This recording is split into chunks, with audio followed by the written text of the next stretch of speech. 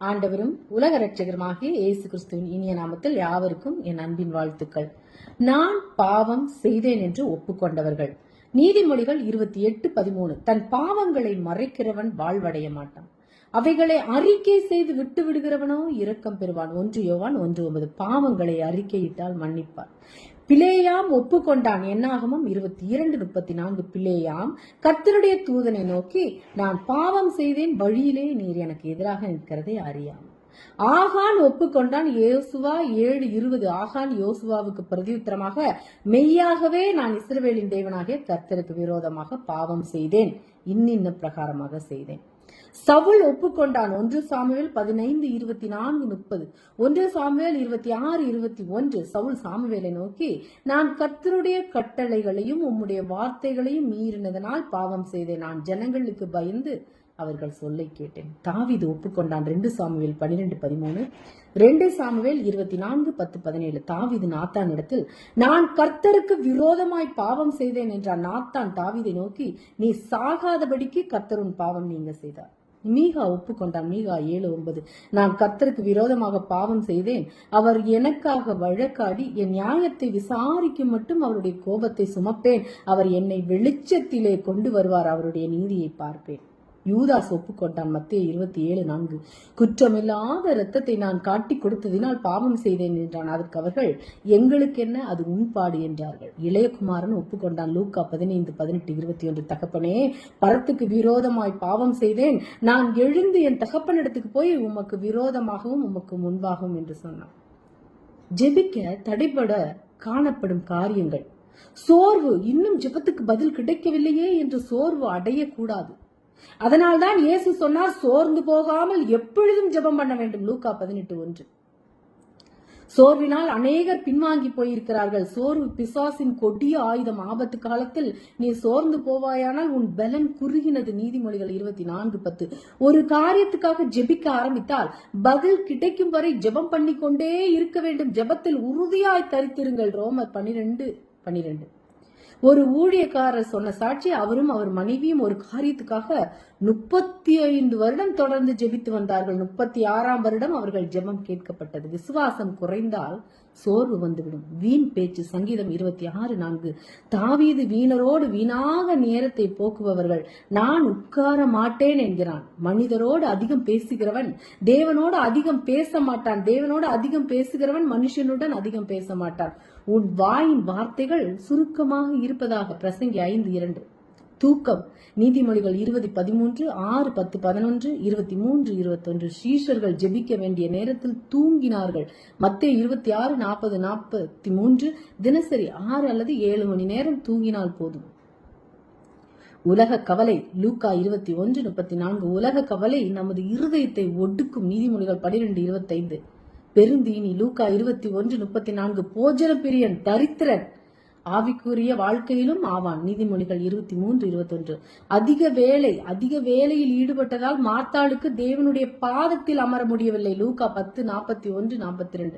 சகோதரிகள், உலக வேலையை குறைத்து தேவனுடைய பாதத்தில் அமர முயற்சிக்க வேண்டும். நவீன சாதனங்கள், TV, internet, mobile, Facebook, WhatsApp, email, Gmail, Skype, hi fi, WeChat, இன்றைக்கு அநேகர் இதுக்கு அடிமைகளாக இருக்கிறார்கள். இதை உபயோகிப்பது தவறு இல்லை, ஆனால் இவை நமது கண்ட்ரோலில் இருக்க வேண்டும். இதை உபயோகிக்கும் நேரம் குறைவாக இருக்க வேண்டும். இதனால் நமது ஜெப நேரம் குறையக்கூடாது. தேவனோடு தரித்திருத்தல் அவசியம். ஜெபிக்கும் போது எதையும் பெற்றுக்கொள்ளலாம். தேவன் தாமே இந்த வார்த்தைகளின் மூலம் உங்களை ஆசீர்வதிப்பாராக. நீங்கள் ஆசீர்வதிக்கப்பட்டவர்கள். அல்லேலூயா, பிரைஸ் காட். ஆமென். ஆண்டவரும் உலக இரட்சகருமாகிய இயேசு கிறிஸ்துவின் இனிய நாமத்தில் யாவருக்கும் என் அன்பின் வாழ்த்துக்கள். நான் பாவம் செய்தேன் என்று ஒப்புக்கொண்டவர்கள். நீதிமொழிகள் 28:13. தன் பாவங்களை மறைக்கிறவன் வாழ்வடைய மாட்டான், அவைகளை அறிக்கை செய்து விட்டு விடுகிறவனோ இரக்கம் பெறுவான். 1 யோவான் 1:9. பாவங்களை அறிக்கையிட்டால் மன்னிப்பார். பிலேயாம் ஒப்புக்கொண்டான். என்னாகமம் 22:34. பிலேயாம் கர்த்தருடைய தூதனை நோக்கி, நான் பாவம் செய்தேன், வழியிலே நீர் எனக்கு எதிராக நிற்கிறதை அறியாம்.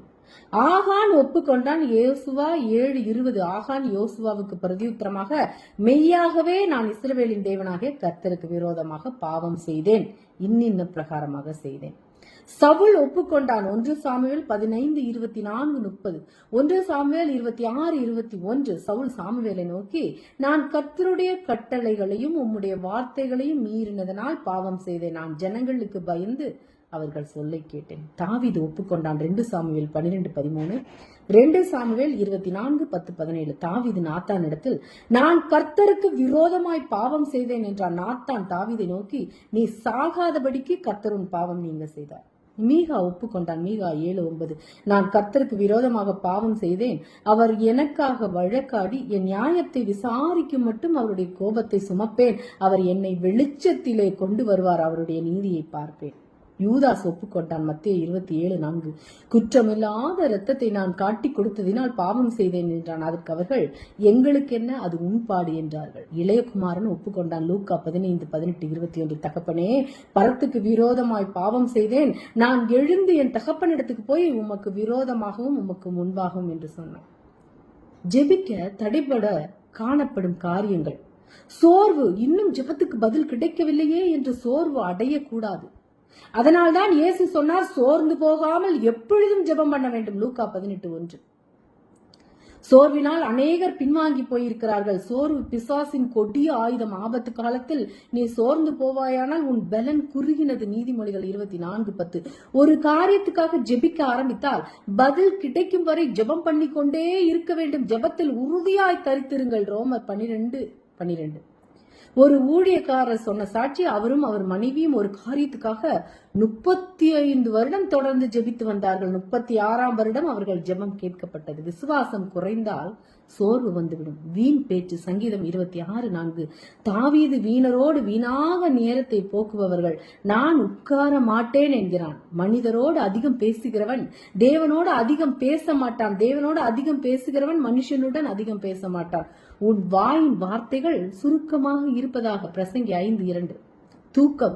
நீதிமொழிகள் 20:13, 6:10-11, 23:21. ஸ்ரீஷர்கள் ஜெபிக்க வேண்டிய நேரத்தில் தூங்கினார்கள். மத்தேயு 26:40-43. தினசரி 6 அல்லது 7 மணி நேரம் தூங்கினால் போதும். உலக கவலை. லூக்கா 21:34. உலக கவலை நமது இருதயத்தை ஒடுக்கும். நீதிமொழிகள் 12:25.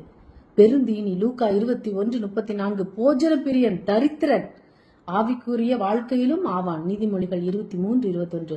அதிக வேலையில் ஈடுபட்டதால் மார்த்தாளுக்கு தேவனுடைய பாதத்தில் அமர முடியவில்லை. லூக்கா 10:41-42.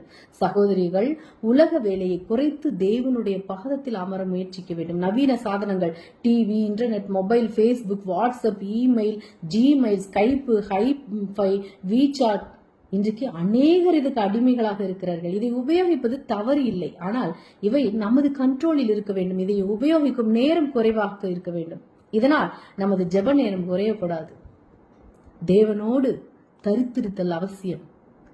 ஜெபிக்கும் போது எதையும் பெற்றுக்கொள்ளலாம். தேவன் தாமே இந்த வார்த்தைகளின் மூலம் உங்களை ஆசீர்வதிப்பாராக. நீங்கள் ஆசீர்வதிக்கப்பட்டவர்கள். அல்லேலூயா. Price God. ஆமென்.